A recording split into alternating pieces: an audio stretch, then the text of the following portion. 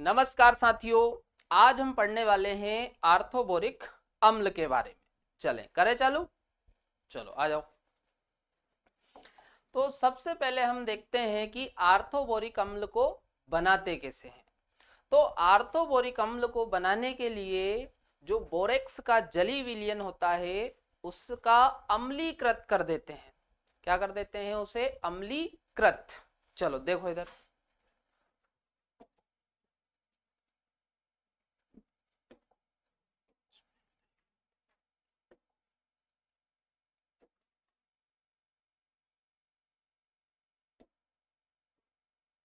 चलो देखो इधर।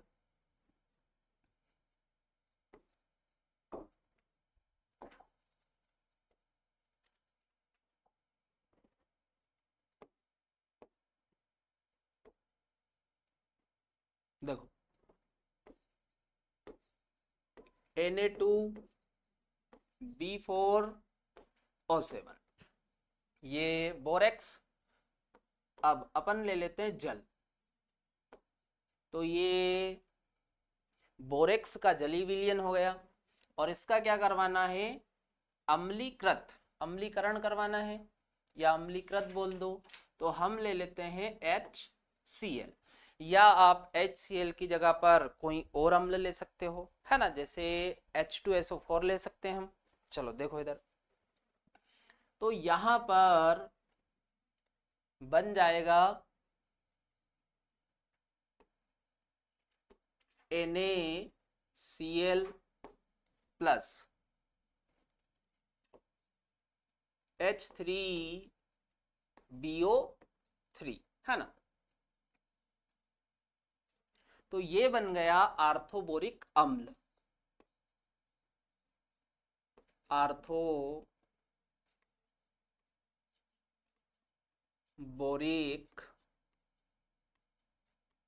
एसिड या इसे ही हम बोलते हैं बोरिक एसिड। Boric acid. चलो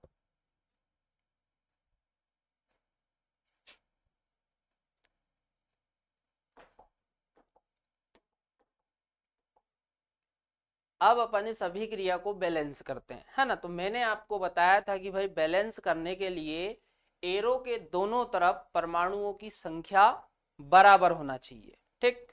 चलो इधर आप देखो सोडियम कितने हैं? 2। और इधर सोडियम 1 है, तो यहां पर अपन ने लगा दिया 2। तो सोडियम हो गए बैलेंस। बोरान उधर देखो कितने? 4। और इधर बोरान कितना? 1। तो इसके आगे हमने लगा दिया 4, हो गए बोरान बैलेंस। अब क्लोरीन देखो। क्लोरीन देखो इधर कितने? 2। और इधर क्लोरीन 1। तो यहां पर लगा दिया अपन ने 2। अब ऑक्सीजन देखो आप। देखो 4 तिया 12। इधर कितनी ऑक्सीजन है? 12। और इधर देखो 7 और एक ये 8। तो ऐसा करते हैं अपन, यहां पर लगा देते हैं 5। तो अब आप देखो हो गई बैलेंस ऑक्सीजन। भाई 7 ऑक्सीजन ये है और 5 ये। 7 5 हो गई 12। चलो तो इस प्रकार से अपन इसको बना सकते हैं। ठीक है। अब इसकी संरचना देखते हैं अपन।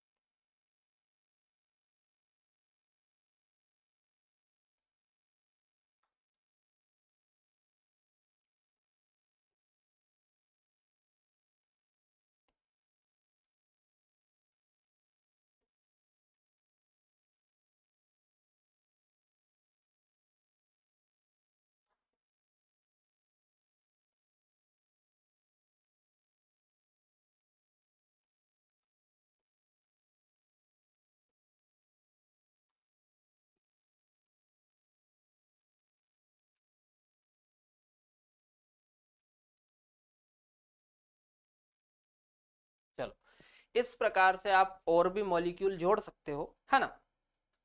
चलो अब आप देखो यहां पर होता क्या है, यहां पर आप देखो जो हाइड्रोजन है वो ऑक्सीजन के साथ जुड़ा हुआ है और इधर आप देखो ऑक्सीजन है। तो यहां पर क्या होता है, हाइड्रोजन बॉन्डिंग हो जाती है। क्या हो जाती है यहां पर, हाइड्रोजन बॉन्डिंग। इसी प्रकार से आप यहां पर देखो ये इस तरीके से हाइड्रोजन बॉन्डिंग हो जाती है।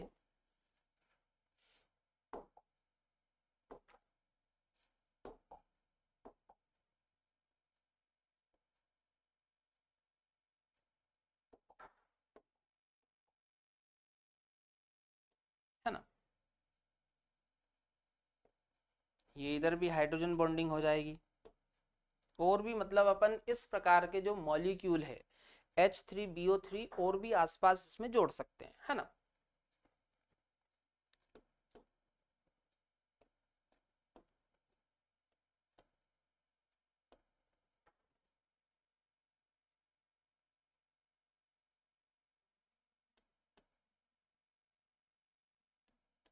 चलो अब यहां पर आप देखो ये जो हमने डॉटेड लाइन से बनाए हैं ये तो क्या है, हाइड्रोजन बॉन्ड।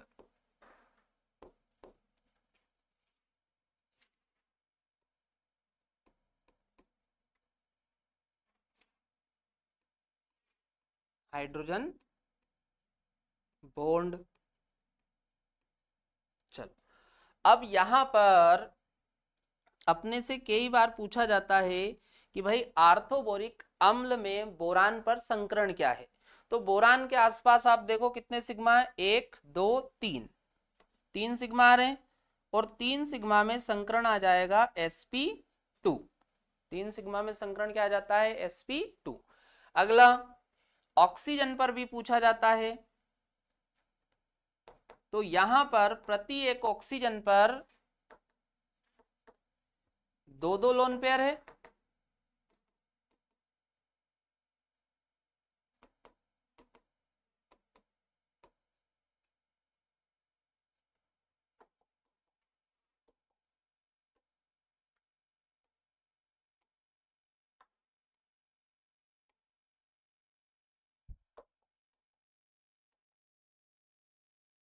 चलो देखो इधर, तो ऑक्सीजन पर आप देखो तो ऑक्सीजन के आसपास 2 सिग्मा है प्लस 1 2 और 2 लोन पेयर है, तो टोटल कितने हो गए, 4। और 4 में हाइब्रिडाइजेशन आ जाएगा sp3, है ना। अब यहां पर आप देखो ये जो BO3 आप देखो ये बोरान और 1 2 3 कितनी ऑक्सीजन है, 3। तो यहां पर BO3 यूनिट, है ना। और ये जो BO3 यूनिट है ये कैसी, प्लेनर। भाई आप देखो बोरान के आसपास कितने बॉन्ड बन रहे, 3। तो अपन इसको क्या बोल सकते हैं, प्लेनर। प्लेनर। तो यहां पर ये जो आर्थोबोरिक अम्ल होता है इसकी जो संरचना है वो कैसी होती, परतनुमा। और इस परतनुमा संरचना में BO3 की जो यूनिट है वो कैसी होती है, प्लेनर। और ये जो BO3 की प्लेनर यूनिट होती है ये हाइड्रोजन बंध के द्वारा आपस में जुड़ी हुई होती है। कौन से बंध के द्वारा जुड़ी हुई होती है, हाइड्रोजन बंध के द्वारा, है ना। चलो नोट करो पहले इसे।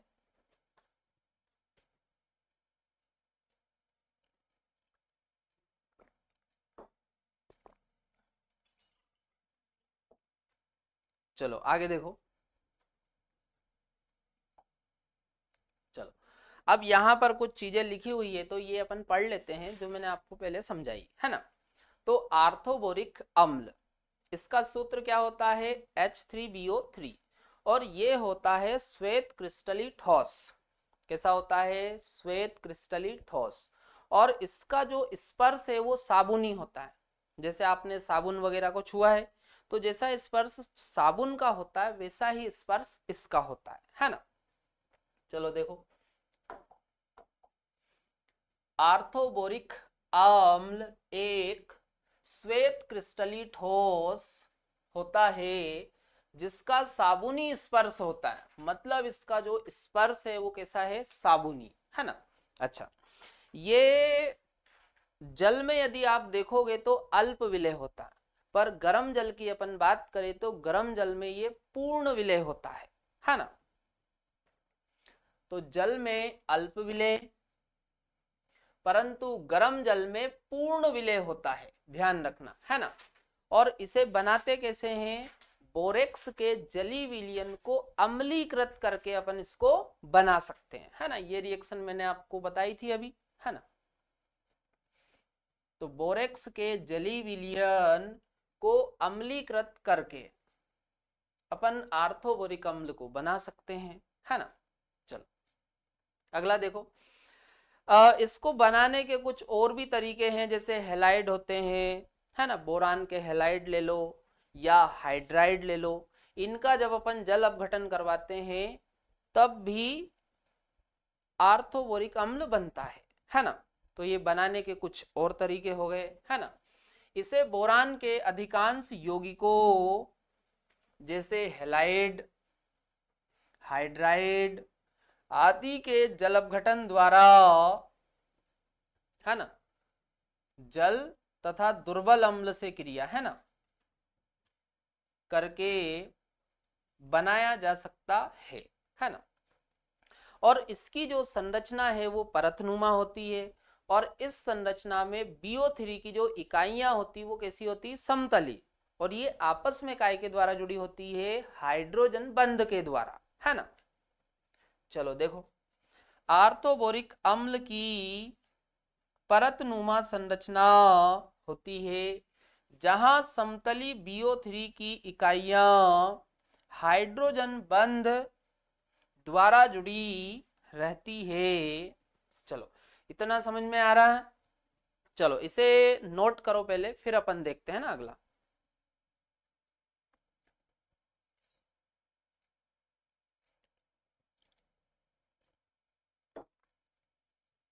कर लिया नोट। चलो अगला देखो, चलो इधर देखो। अब देखो, ये जो आर्थोबोरिक अम्ल है ये एक दुर्बल एक क्षारी अम्ल होता है। कैसा होता है, दुर्बल एक क्षारी अम्ल। चलो समझो,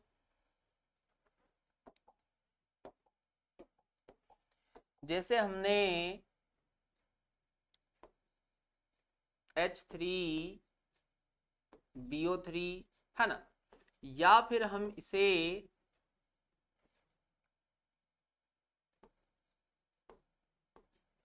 इस प्रकार से भी लिख सकते हैं, BOH का होल थ्राइस,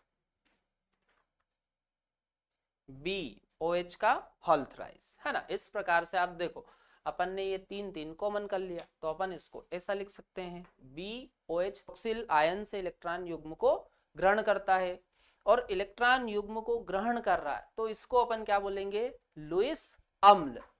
भाई इलेक्ट्रॉन युग्म को ग्रहण करने वालों को क्या बोलते हैं, लुईस अम्ल बोलते हैं। अच्छा, ये H पॉजिटिव नहीं देता है भाई, जैसे HCl हो गया, H2SO4 हो गया, HNO3 हो गया, ये अम्ल H पॉजिटिव देते हैं, तो इनको अपन प्रोटानी अम्ल बोलते हैं। क्या बोलते हैं इनको, प्रोटानी अम्ल, क्योंकि ये H पॉजिटिव देते हैं, और H पॉजिटिव को हम क्या बोलते हैं, प्रोटान। पर आर्थोरिक अम्ल H पॉजिटिव नहीं देता है, मतलब ये प्रोटानी अम्ल नहीं है। चलो इधर देखो, देखो जैसे जल की हम बात करें H2O, तो जल का जब आप जल को आयन में जब आप तोड़ोगे तो H positive plus OH negative. तो ये जो है, देखो हाइड्रोजन के पास एक इलेक्ट्रॉन होता है और एक प्रोटॉन होता है, पर यहां पर आप देखो H पॉजिटिव, H पॉजिटिव मतलब एक इलेक्ट्रॉन चला गया, तो अब इसमें क्या बचा, प्रोटॉन, एक प्रोटॉन बचा खाली, तो इसको अपन क्या बोलते हैं, प्रोटॉन।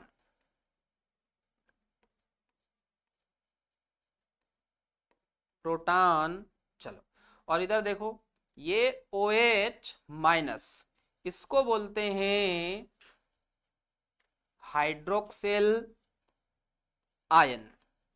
क्या बोलेंगे इसे? Hydroxyl ion. तो ये हाइड्रोक्सिल आयन से इलेक्ट्रॉन युग्म को ग्रहण करता है ना। तो इधर आप देखो क्या बनेगा, तो इधर बन जाएगा BOH का होल 4 माइनस, मतलब इसने एक OH माइनस को लिया भाई, तभी तो ये बना। एक OH माइनस को ये ले रहा ना, तो एक OH माइनस को ले रहा है, इसीलिए अपन इसको क्या बोलते हैं? एक क्षारी अम्ल या एक क्षारकी अम्ल भी आप बोल सकते हो, है ना। चलो तो पढ़ो।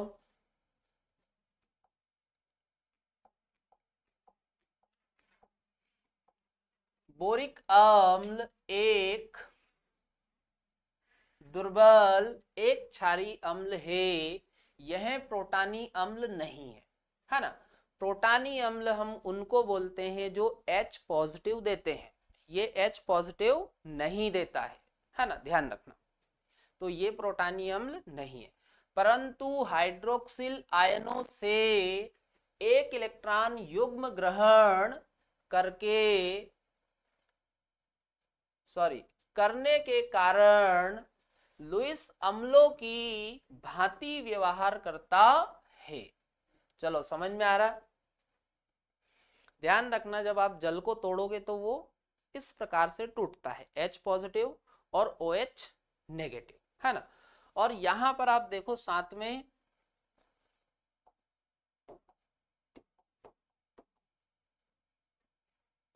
प्लस H3O पॉजिटिव बन जाएगा, है ना, ये बचेगा इधर, क्योंकि यहां पर अपन ने जल के कितने मोल लिए हुए? 2।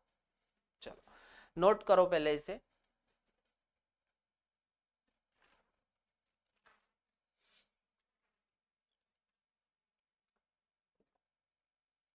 कर लिया नोट?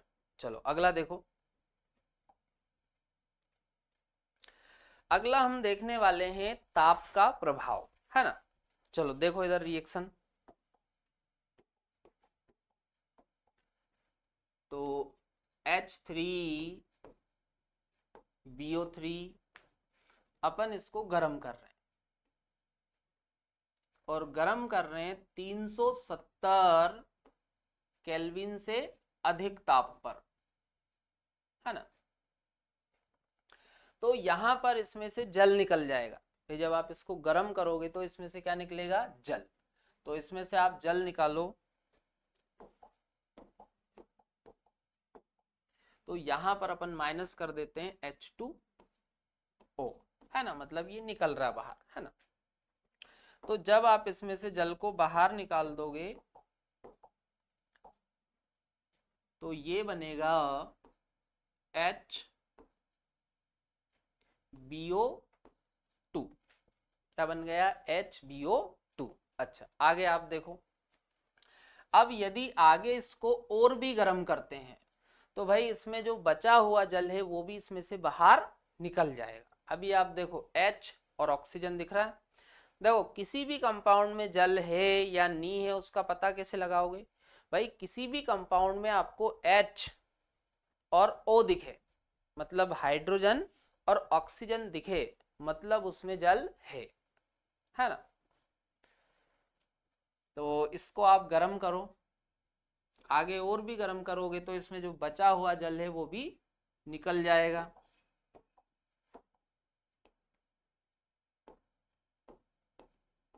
चलो तो अब ये फाइनली बचेगा B2O3, है ना। चलो नाम देखो,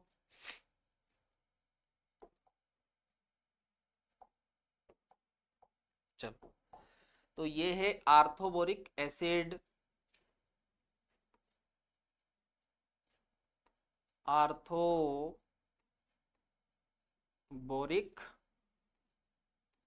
एसिड, या हम इसे बोरिक एसिड भी बोलते हैं। क्या बोलते हैं इसे? Boric acid. चलो इधर देखो,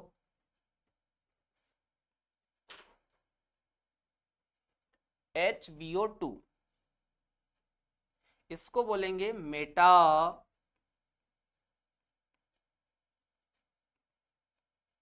बोरिक मेटाबोरिक एसिड। क्या बोलेंगे इसे? मेटाबोरिक एसिड। चलो इधर आओ, B2O3 इसको बोलेंगे बोरान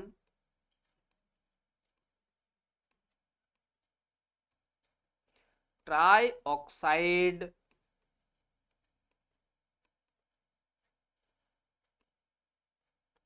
या बोरिक एनहाइड्राइड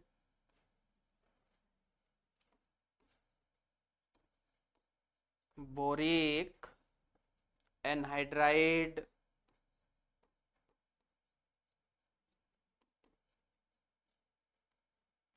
क्या बोलेंगे? बोरिक एनहाइड्राइड, या एक और नाम है इसका, इसको अपन बोरिक ऑक्साइड भी बोलते हैं। क्या बोलते हैं इसे? बोरिक ऑक्साइड, है ना।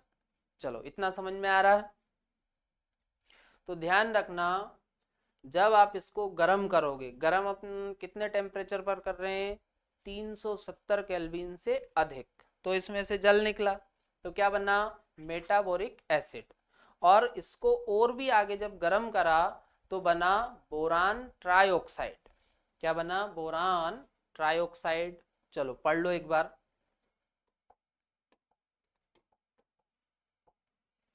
370 केल्विन से अधिक ताप पर गर्म किए जाने पर आर्थोबोरिक अम्ल मेटाबोरिक अम्ल बनाता है, जो और अधिक गर्म करने पर बोरिक ऑक्साइड में परिवर्तित हो जाता है। चलो इतना समझ में आ रहा है। चलो तो यहां पर अपना ये टॉपिक कंप्लीट हो जाता है ना। अब हम कल पढ़ने वाले हैं डाई